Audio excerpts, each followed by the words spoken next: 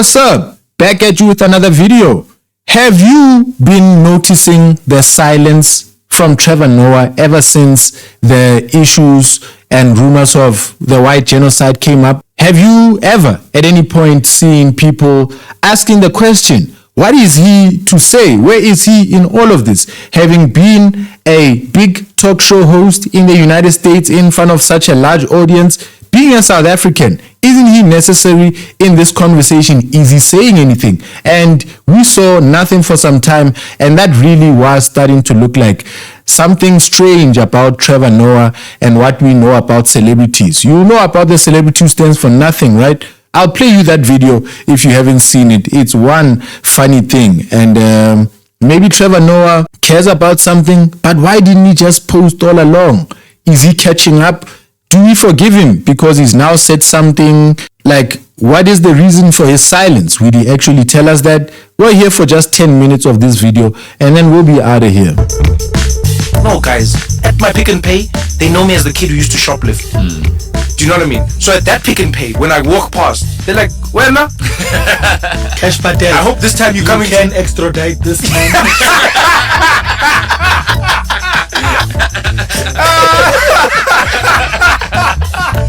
It's not a crime. I saw Trevor Noah, even Trevor Noah. He admitted criminal, used to be a criminal in South Africa. He used to steal all the time. I wonder if we could do something. We could probably do something. We gotta look at this. Cash, do your job. God, do your thing, Cash. Do your thing. He admitted it on camera. He admitted it.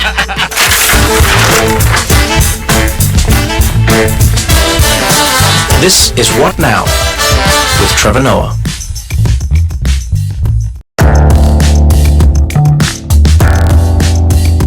For every conversation, he leans in. Eugene, I'm telling you, bro, we need to make that show. He leans in. Come on, gang. That's all. He investigates all the claims. What do you mean? He leans in. Eugene Khoza is local detective. How much? How many? Do we need to report these funds? I'm also sensing that Eugene only asks questions of 2 words. How much? Yeah, that's Eugene. How many? That's Eugene. When last? It's just That's when you get in. That's when you get in. Dan, welcome to the podcast. Thanks, I man. apologize that you met me on a day that I'm with Eugene, because it means anything can happen here. Good. But I think that's the perfect setting for a conversation about genocide. About not just genocide, guys, but a white genocide. The white one. A white genocide. The Woolies genocide. Which, as we know, is the worst genocide of all. You know of which? How many have you committed this week? Me. Apparently there's a lot of them in this country. So personally, I always start my week with a genocide or 2. All South Africans. This is what we do. You know, my father always used to tell me, Trevor, must do genocides. So you're Swiss, father. You know, Dan, don't spoil the jokes, bro. Why are you spoiling the jokes, Dan? Now I have to reveal to everyone that my father was a white man who lived in South Africa and loved it. Damn it, Dan! You're spoiling the narrative, Dan! I thought it would have been an interesting narrative arc Dan. if the Swiss white man is also committed white genocide. This guy, you're revealing my backstory, Dan. Oh, no one read the book? No one. Everyone read the book. But okay, so this you know what? This is what I found particularly strange about this conversation. A lot of the time I'll have a conversation with people, and we're trying to like figure something out moving forwards. I feel like for this conversation, we're trying to figure something else. We're trying to figure something out backwards, right? Because I'll just put people on the timeline. So I know a lot of people in America, a lot of people in the UK, etc., are going, what is happening in South Africa? A lot of people are like, we heard there's a genocide. We heard that white people are being mass slaughtered. There's the whole thing.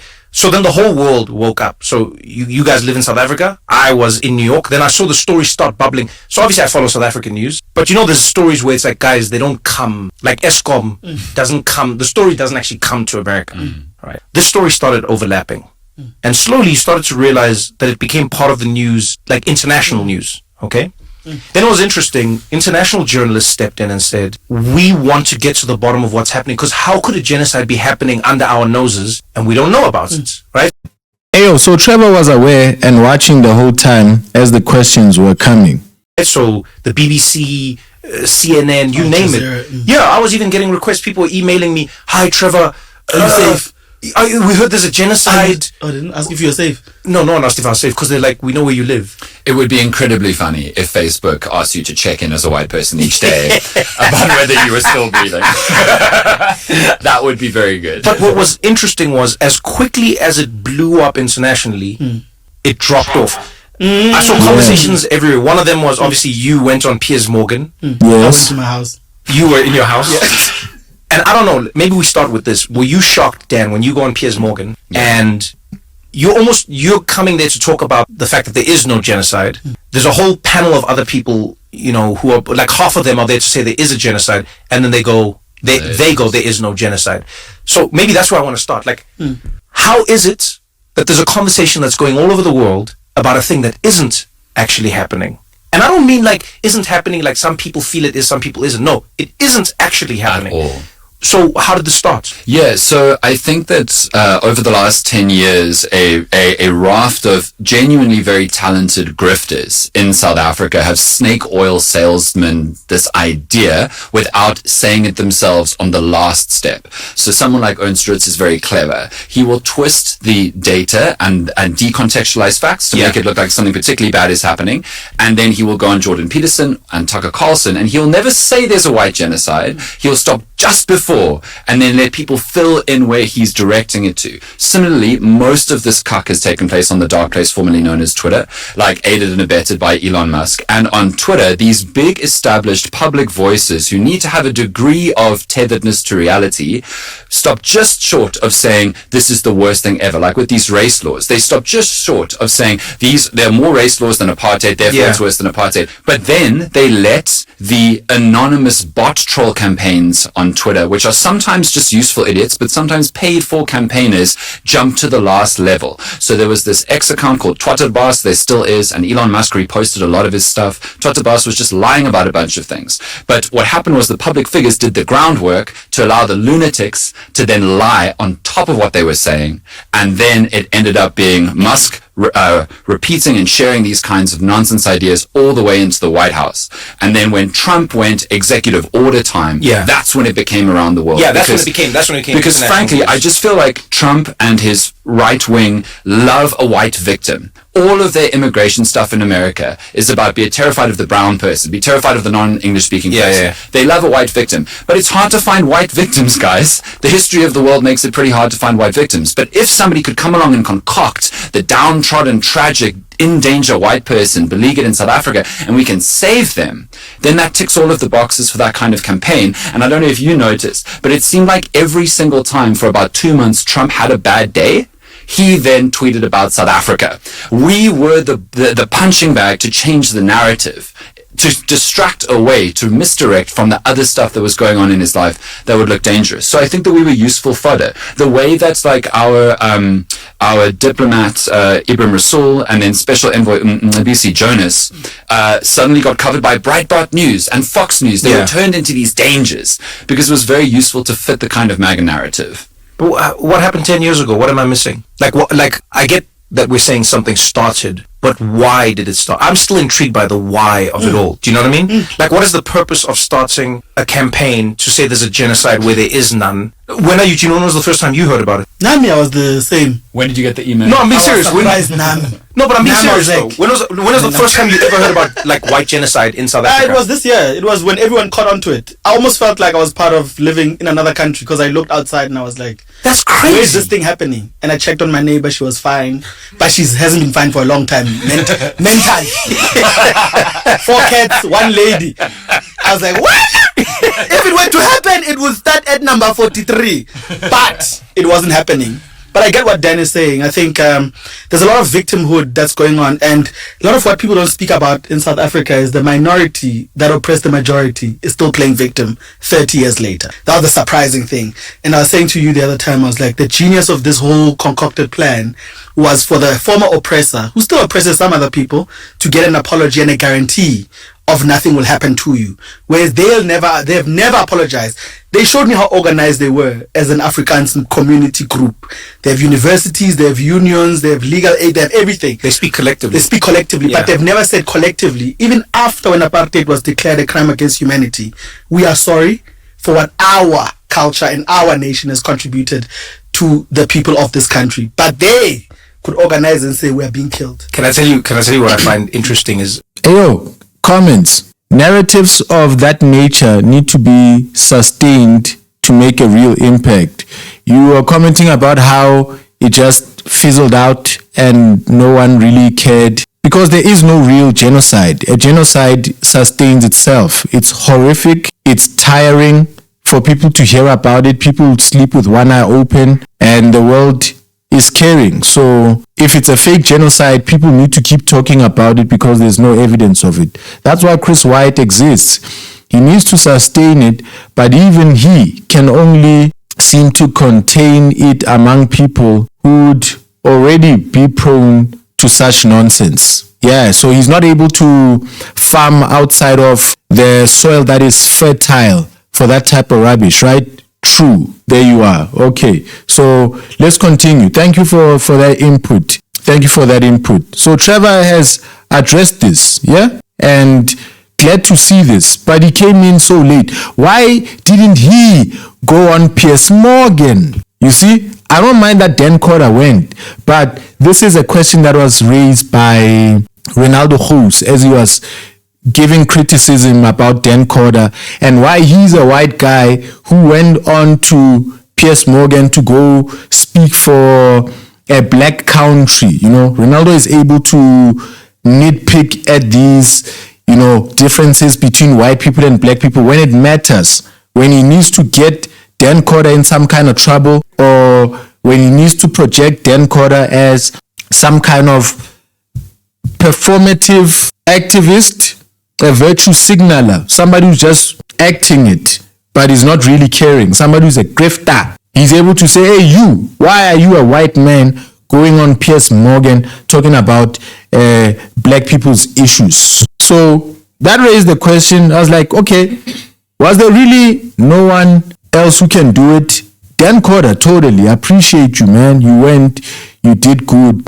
And this is not particularly a black issue. This is about a group of Afrikaners who made up some story about themselves, and a white guy who knows their culture, who knows their fears, who know how they propagate their fears through organizations like AfriForum and Solidarity, who understands their dynamic. He went on Piers Morgan to clarify that, and being a white guy was actually dope and totally fine for me, because Dan Khoza himself also made comments on the South Africa's ambassador to the United States being made a white guy because there's a white president, and Ibrahim Rasool being a Muslim, and brown people are looking bad right now. They're not looking fashionable in the United States. People were suggesting that, hey, just send a white guy over there.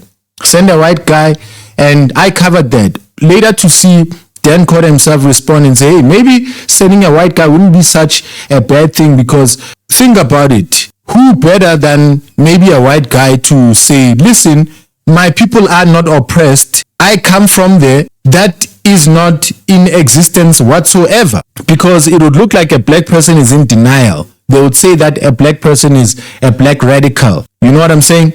So who could have gone? Could it have been Trevor Noah? I'll do shows like in random places, right? Some more random than others. But let's say if I'm in Australia somewhere, whatever, a lot of South Africans will come. Yeah. And it's a broad range of South Africans. But I have yet to meet a South African who left South Africa during apartheid or maybe even afterwards who says they supported it. Yes, that's what I was about to say. I have yet, let me tell you something. I have, and I don't even mean this in like I just go, this was a system that was well run. It was supported. I mean, who voted for this? I'm just like, Where are they? Yo, like, where are all the people guys, who have to have voted? I can't find a guy. I can't find 20 of them. even the people you're talking about who are now leading these like pro-Afrikaner, and like extreme. Because I mean, we've got to be careful. Like, you can be pro-Afrikaner, Totally, but not be like a heavy nationalist. And so there's like a split there. You know what I mean? 100%, yeah. But even the groups that are running far right leaning, if you say to them, "Do you support apartheid?" Then they go, I never. That was a terrible, terrible time, and I never. So even then, I didn't. I had a picture of Mandela on my wall. The Ravonia trial picture because he was in jail for 27 years. I'm just like, grainy old picture. The one that you get at Robben Island in the suit and the quarry. Everyone had that picture. and they're like, I would have voted for him 3 times. I would have, if I could have. Mandela was a great man. So I like this is the thing that gets me, and maybe that's what we need to spend our time digging into. It's going to be fun. It's like The Afrikaans accent. no, it is a great accent actually. 100% great. But it's like, you know, Dan, when you talk about like white victimhood, it's been interesting seeing how this story stitches across the Atlantic Ocean, stitches across, you know, like across the top of the African continent.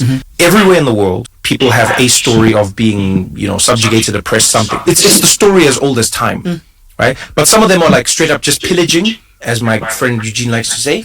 Big fan of pillaging. No, there was a lot of pillaging, but then there's a few instances where people were actually like oppressed because of who they were. Systematically. Yeah, like systematically oppressed, right? It's interesting how the label of victimhood, or like the coat of victimhood, gets to be worn most proudly by the people who are generally the perpetrators in these stories. So here's something I found interesting. We like to think of Trump as being an outlier because Donald Trump. So here's something Hey, look at Dan Khoza. Does he look comfortable? Like, as a white guy standing behind these issues and knowing properly the history, admitting it, and being content, understanding that that's a portion that you get served as a white person in Africa. There's a history of how your people came here, and it will be spoken until the end of days. Humanity throughout the ages has always sought and attempted to record huge events in the caves, hieroglyphics. They are showing and recording a screenshot of a certain time.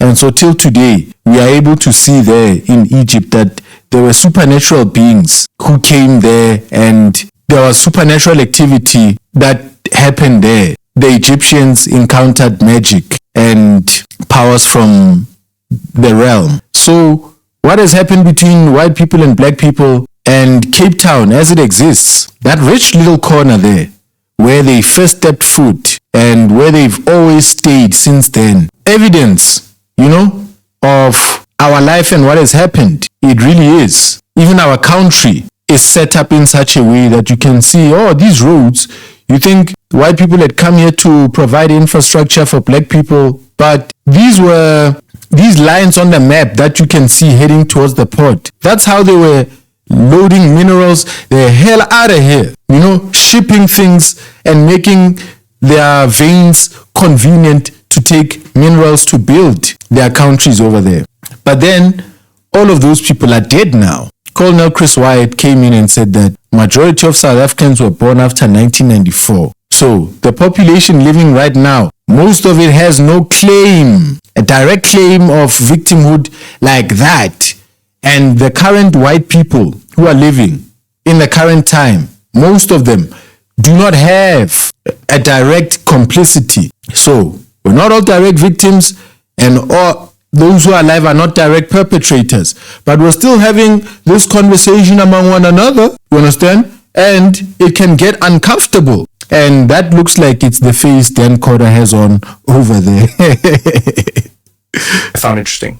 We like to think of Trump as being an outlier because Donald Trump is the one who rescued, you know, what is it, 49 for now? It was actually 59. I don't know why they didn't count it properly. It was 59, right? 59. Yeah, I always thought it was 59. Then people started saying 49 at the airport. Know. Maybe 10 changed their mind. I don't know. But okay, the 49 or the 59 who were rescued, quote unquote. Yeah, the refugees. a lot of people in America were saying to me, like, oh my God, Trevor, it must be so strange for you seeing, like Donald Trump. Then I was like, it's not that strange, considering that Bill Clinton's administration gave thousands of visas to white South Africans only just before we had our first elections. How? Just think about it for a hatch second. was open to escape, yeah. Just think about it for a second. South Africa had just become a democracy. The world stage had agreed that apartheid It's bad. was a crime against humanity. The whole world had done this. But just before the election, Bill Clinton's administration, not Donald Trump, Bill Clinton's administration rescued 2,000 white South Africans because they were like, hey man, we know that you were the bad guys, but we've got to help you escape from this situation. Because now there's about to be different blood in the bloodbath. But you see what I'm saying? Like I'm just Bloodbath like, had already happened.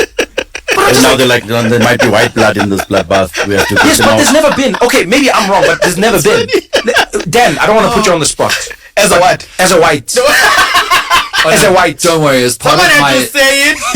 as part of my training, Cue genocide. every morning I recite the names of every white person who has ever died in South Africa. So you can ask me about any white death. So let me ask you this. Like, maybe there's something I don't know about. Like, when you are hanging out with white... Yo, comment from Michelle Lee says, Mandela way too. They like to say Mandela would be disappointed in us. And I heard somebody share the joke. I grew up actually hearing this. Some white people, when you come across them, and I was a kid, and I'll try to engage Nyana in a conversation about Mandela, racism, apartheid.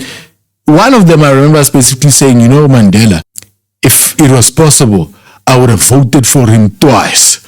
But this current government, 1, 2, 3, 4, 5, I didn't know that it was white speak. It was Afrikaner talk. People were going around doing that. It was, a means to exchange pleasantries with a black person when you come across them, and you have to affirm what they know. Like when you travel abroad, if people don't know South Africa, the next thing you say, to find some commonality, you'd say, hey, do you know South Africa, Nelson Mandela? Hey, if they don't know Nelson Mandela, hey, the World Cup 2010. Eh? Waka waka, and they'll be like, yeah, and now you all have some kind of interaction. So that's what the old white people were doing. White people alone. Playing Like, us, 'cause yeah. you live in Cape Town, or you spend a lot of time there. Very white there, right? Not good or bad, just very white. When you're hanging out with like a group, like when white people are alone in South Africa, do they think genuinely that they are being targeted? Like, honest question. I think that For being white. Yes, I think many white people do. I will say that all my friends know my politics. So they're on, like, all of my friends are pretty much my politics. So in my friendship circles, no one is saying, oh, it's so hard, it's so horrible, it's so terrible. But I know, because I've run WhatsApp lines when I was on 5FM, which is a historically white radio station. Yeah. Breakfast show host there, my TV show, The Quarter Report, and everything, that a lot of people do feel that way. But it's some kind of fear of the destabilization of their privilege. Because the fear is, as more and more black people become middle class, more and more black people become, get to the same level of wealth, and then white people think, okay, but what if I one day can't get a job? One day BEE does this, whatever. And I wanted to circle back on this, actually, to your question of what happened 10 years ago. Yeah. I think that what happened was South Africa had the 2010 World Cup. We waka-waka'd our way into our peak. Yes. Jacob Zuma came to power. Yeah. And finally, there was a black president who was all the bad things that white people thought black people were about. Oh, yeah, okay. That's what happened. The state capture stuff, the Zuma corruption stuff. Suddenly, the Rainbow Nation was popped. Nobody says that anymore. Nobody says Rainbow Nation anymore. That beautiful brand thing, the Desmond Tutu, the Mandela, then the Mbeki. Yeah. And then 2010 happened. K9's Wave Your Flag was much better than Shakira's Waka Waka. We all know this to be true. But those two songs happened. The World Cup was incredible. We did the Dream Rainbow Nation thing. And then service delivery started to collapse. Rampant corruption started to happen. The police started to fall apart. The whole country started to go, things are not going very well. But many white South Africans had the dangerous black president they'd been terrified of since the beginning. And that opened a space. That's interesting. It opened a space for white grifters to then go, we're in trouble now. They're coming for us. They're persecuting us. White economic empowerment, Bell Pottinger. All of this was fodder for white grifters to say, they're coming for us. We told you. We know the blacks were nice before this.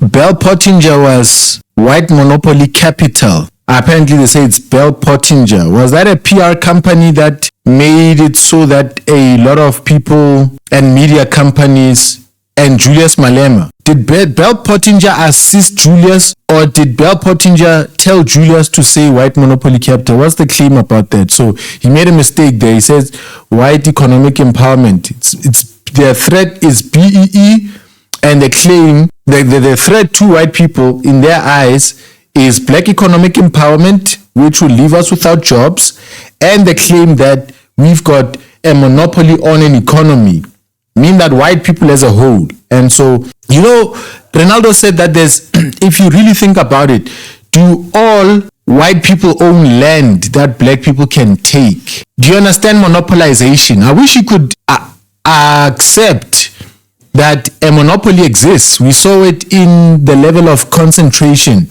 South Africa's market is said to have reached saturation, concentration, meaning that too few people have basically everything. When a group of guys, shareholders, maybe 1,000 of them, own the Joshua Door. The Joshua Door group owns Incredible Connection, I think Bed and What City. So the shareholders of that company, however many they are, they own 400 Yadi Incredible Connection, 600 Yadi What Bed shops. And so in total, you can already see that via that vehicle, via this investment, via this holding, a group of white guys can come together and all own 1,000 stores together, you see. And so looks like it's a monopoly. It's one guy, one CEO who owns all of and in some cases it is. In some cases you find somebody who's extremely rich and pretty much owns the whole group by himself and all of the branches nationwide. It's a rare thing. It's an entirely rare thing. But let's just say there's such. That's what white monopoly capital actually is. But then it's perceived that every white person is inside the network of ownership of land and direct access to an economy. That white people are all, capable in every way, that they are not needing employment themselves, that they do not go through stress, that if you're white, your bills just get paid on time. Yes, there's the stats around white employment are there as well. They are very, very, very employed. Employment levels are extremely high for white people. But are they high in terms of business ownership? What is business ownership versus employment amongst white people? What is land ownership amongst the white people who are working? I mean, we live with some white people who are living in flats over here. When land is being taken, what do they have to give? Etc., etc. You know what I'm saying? So, I spoke for so long that I even forgot where exactly I departed. Remind me in the chat, please. What was I saying? Maybe if I play this clip, I'll quickly remember. Wife walked in with the food. I am hungry. That's one of the problems. Since the beginning. But many white South Africans had the dangerous black president they'd been terrified of since the beginning. And that opened a space. That's interesting. It opened a space for white grifters to then go, we're in trouble now. They're coming for us. They're persecuting us. White economic empowerment, Bell Pottinger. All of this was fodder for white grifters to say, they're coming for us. We told you. We know the blacks were nice before this. We couldn't show that Thabo Mbeki was bad or Mandela was bad or Tutu was bad. But now things are objectively getting worse for lots of South Africans. Here's the black boogeyman we were telling you is coming. And then Malema came along, and this is more black boogeyman stuff, the terrifying black boogeyman. And from there, it all devolved to where we are now. It's interesting you say that because you and I laugh about this a lot, but there's a thing that happens with people, and I mean everyone can be guilty of this, by the way. I think any group, but where, let's say as black people, you're hanging out together, and you'll say something about a black person, let's say who's in power. So you go like Jacob Zuma, this guy, and then you'll find someone will step into that fray, and they'll say something where you're like, wait, we didn't mean it like that. Yeah, I know it's bad, but yes, no, but you know what I mean. But they'll say something. You'll be like, so much corruption. So they'll be like, yeah, but I mean, what do you expect? They like that. Yeah, and you're like, who's they? Yes. Well, Oh, so are you saying a black person? Yeah, no. What I'm saying black is, company. What I'm saying is, what you've revealed, which is really interesting, is black people have the ability to separate an action that is black culturally and a person that is black that is just doing something. Right. Okay. Do you see what I'm saying? Yeah, I hear you. What I've noticed in a lot of these conversations is there are synonyms that are used for actions. So even when people are talking to Donald Trump in the White House, even when people are on the news or talking to Piers Morgan, even when they're going like, look, there might not be a genocide, but the crime. Yes. Crime has become a synonym for black.